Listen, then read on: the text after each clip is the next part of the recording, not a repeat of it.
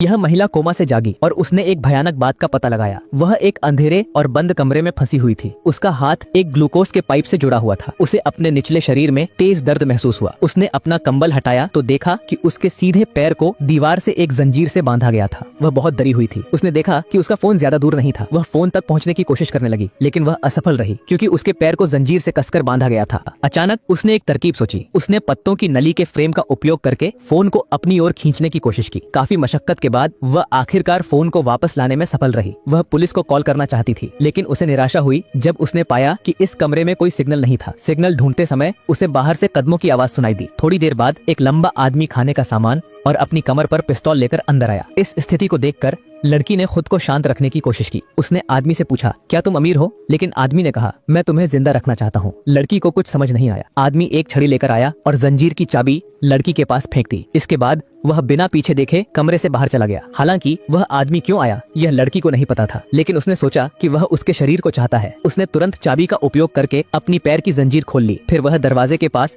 स्थिति का जायजा लेने गई। यहाँ केवल समझदारी ही उसे बचा सकती थी। अचानक उसे एक तरकीब सूझी। उसने चाबी उठाई और उससे छड़ी को नुकीले हथियार की तरह तेज बना दिया। फिर वह अंधेरे कोने में छुपकर आदमी पर घातक वार करने के लिए तैयार हो गई। लेकिन काफी समय इंतजार करने के बाद भी आदमी अंदर नहीं आया। तभी उसने दीवार पर बनी एयर वेंट को देखा। उसने वेंट की बाहरी सुरक्षा खोल ली। फिर उसने एक माचिस निकाली और जलते हुए कपड़ों को वेंट में डाल दिया। जल्द ही पूरे कमरे में धुआं भर गया। अचानक बाहर से जोर से कदमों की आवाज आई। लड़की ने मौके का फायदा उठाते हुए जोरदार वार किया, पर आदमी उसके वार से बच गया। उसने लड़की को एक इंजेक्शन लगाकर बेहोश कर दिया। जब लड़की दोबारा होश में आई तो वह आदमी पास ही बैठा हुआ था। लड़की ने उससे गुहार लगाई कि वह उसे जाने दे। लड़की के दृढ़ निश्चय को देखकर आदमी ने सच बताने का फैसला किया। उस आदमी ने लड़की को सच बताया कि यह दुनिया का अंत हो चुका है। बाहर की हवा जहरीली हो गई है और इसका कारण एलियन थे। अब मानवता विलुप्त होने के कगार पर थी, लेकिन सौभाग्य से उसने दुनिया के अंत के लिए एक किला बनाया था जो बचने की आखिरी उम्मीद थी। एलियंस के धरती पर उतरने से ठीक पहले लड़की, जो कार एक्सीडेंट का शिकार होने वाली थी, को अचानक उसके तहखाने में ले जाया गया। जाने से पहले नाम डेविड बताया, लेकिन लड़की